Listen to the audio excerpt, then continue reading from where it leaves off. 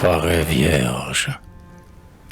Depuis le jour antique où germa sa semence, cette forêt sans fin, au feuillage houleux, s'enfonce puissamment dans les horizons bleus, comme une sombre mer qu'enfle un soupir immense.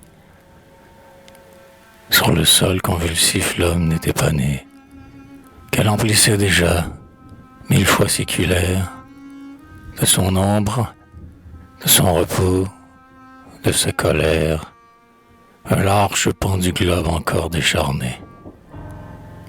Dans le vertigineux courant des heures brèves, du sein des grandes eaux, sous les cieux rayonnants, elle a vu tour à tour jaillir des continents, et d'autres s'engloutir au loin, tels que des rêves.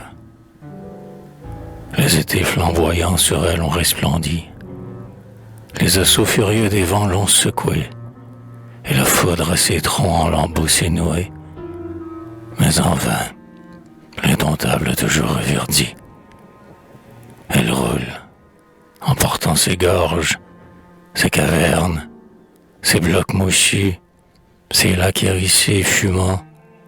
Oh, par les mornes nuits, gênent les caïmans, dans les roseaux borbeux où luisent leurs yeux ternes. Ces gorilles ventrus hurlant en pleine voix, ces éléphants gercés comme une vieille écorce, qui, rompant les halliers effondrés de leur force, s'enivrent de l'horreur ineffable des bois. Ces buffles au front plat, irritables et louches, enfouis dans la vase épaisse des grands trous, et ces lions rêveurs traînant leurs cheveux roux et balayant du foie les seins stridents des mouches.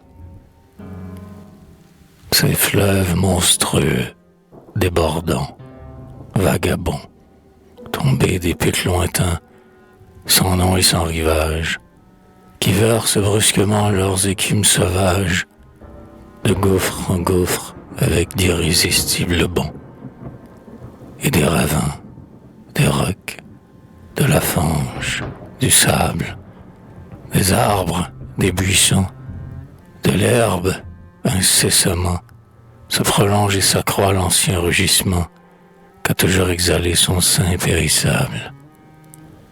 Les siècles ont coulé, rien ne s'est épuisé, rien n'a jamais rompu sa vigueur immortelle. Il faudrait, pour finir, que, trébuchant sous elle, la terre s'écroulât comme un vase brisé. Oh, forêt, ce vieux globe a bien des ans à vivre. N'en datant point le terme écrin tout de demain. Ô mère des lions, ta mort est en chemin, et l'âge est au flanc de l'orgueil qui t'enivre. Sur cette plage ardente où tes rudes massifs, courbant le dôme lourd de leur verdeur première, font de grands morceaux d'ombre entourés de lumière, où méditent debout tes éléphants pensifs.